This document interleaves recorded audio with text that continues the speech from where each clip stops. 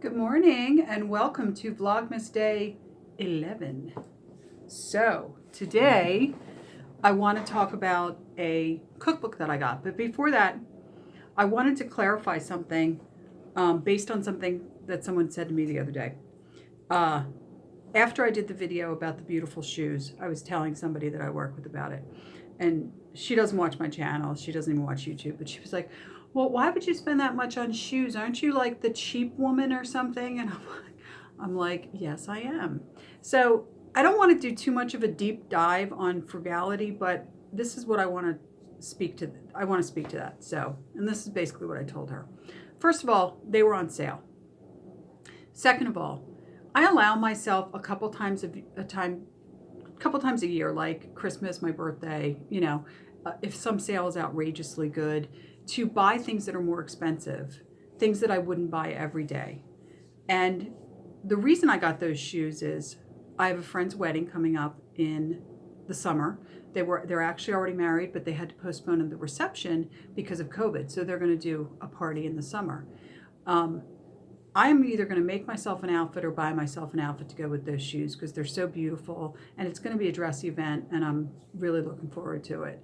Also, that color, that cranberry color, I used to always have a Christmas party where I worked. So every year I was like finding a new outfit, new shoes, new something for the Christmas party. In fact, for years on Poshmark, I was selling off all of these Christmas outfits that I bought over the years because, you never want to show up in the same Christmas outfit, whatever, right? So a lot of us probably do that. But anyway, sorry, I'm in drag from work, so let me take my hair down because it's bothering me. So anyway, that's why I did that. And here's the other thing.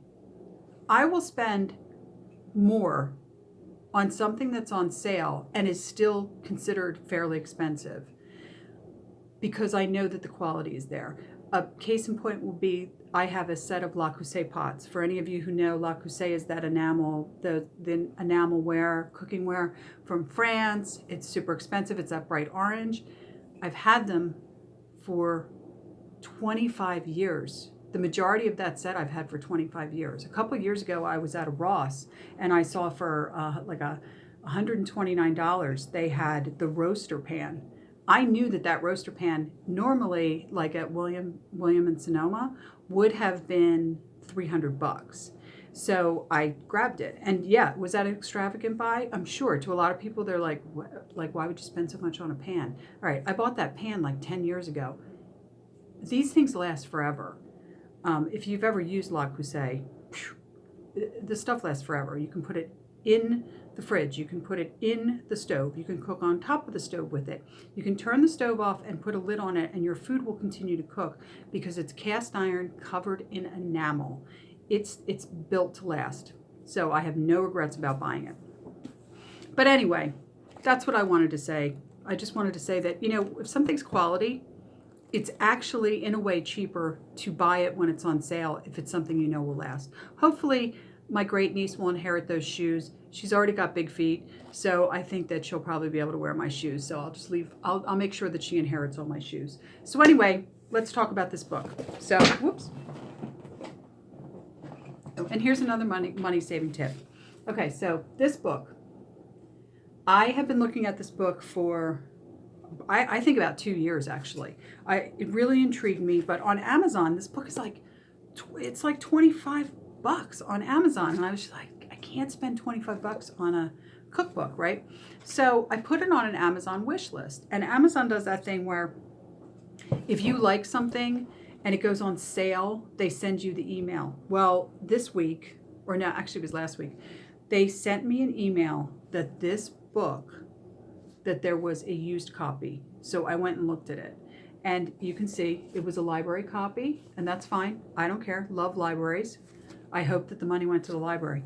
And it was only $13. Okay, so I had, from using Fetch Rewards, which I've talked about before. Fetch is a rewards app where you upload your receipts from your purchases everywhere. Grocery stores, drug stores, I think I did a receipt from Lowe's, like pretty much anywhere you can shop, you upload the receipts. And you accumulate points and you can get electronic gift cards. Well, I had a $10 gift card from Amazon because I just have been accumulating points and I didn't know what I want to spend it on, and when I saw this book for $13, free shipping by the way, because I have Amazon Prime, I grabbed it. So I actually only spent really about $4 on this book. So let's talk about this book. I really like it. I went over it last night. I got it Wednesday. I went over it last night. I was just really like looking at it. Not only are there some recipes I really like to make, one of the things I love about this book is they have this. So your recipes on one side of the page, and then there's these vintage pictures. I don't know if you guys can see that. These vintage pictures on the other side of the page, and then down here they have a caption that tells you what you're looking at, and every recipe is like that. Every recipe has an accompanying picture of women doing war work, and it's so fascinating. And just the little things they're really interesting. Sometimes they have the person's name and they say like her husband's at war and she decided to do her part. It's really fascinating. But aside from that, the recipes are really good. Like I was looking at them. They have a homemade macaroni and cheese in here that looks incredible. They're just some really interesting recipes. And then they have all these great little tips in the back and just all kinds of things. The only thing I don't like about this book, and this is seriously the only thing I don't like about this book, is looking at her recipes. I would have liked to have known where she found them, because this is an accumulation of lots of other little books and some research she did within her own family and things like that. She explains it all at the beginning of the here in her author's notes. She talks about it. But here's the thing. From looking at this and being a person who collects a lot of this kind of stuff, I know that some of these recipes came from books like this. So let me show you some of my collection. All right, here's one from the Culinary Arts Institute. This is from 1940. So this is even before we entered the war. And it's called 500 Delicious Dishes from Leftovers. And I find these at antique marts, occasionally at thrift stores, usually at antique marts. Like this one's in beautiful condition, and it's from, let's see what year this is from. This is from 1941, so again, before we entered the war, the 500 Tasty Sandwiches.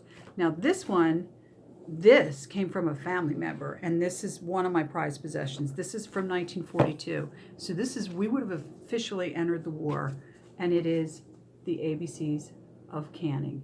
And I love this, and it's fascinating to see what they used to can and how they used to do things. And this isn't just canning. They show you how to preserve fish, how to smoke meat, how to make a little dehydrator in your backyard for dehydrating foods. So my thinking is that she got some of these recipes from books like that. Now, those were little books that you subscribed to and you paid for.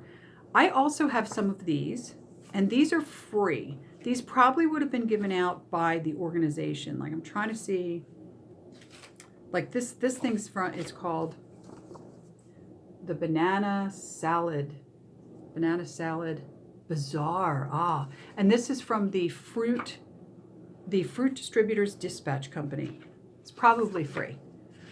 I'm trying to find a date on it, but based on the graphics, I'm going to say 40s, probably mid to late 40s. Bananas were available most of the time in the States. Europe, not so much. I mean, England, they didn't have bananas till like the 54 or something like that.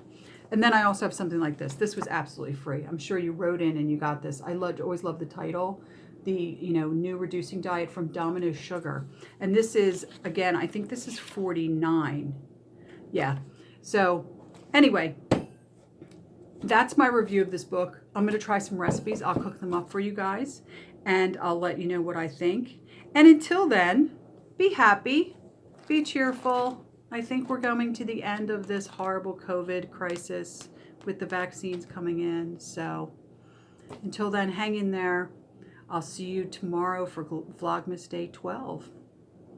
Like, subscribe, hit the bell, comment. I'll see you guys tomorrow.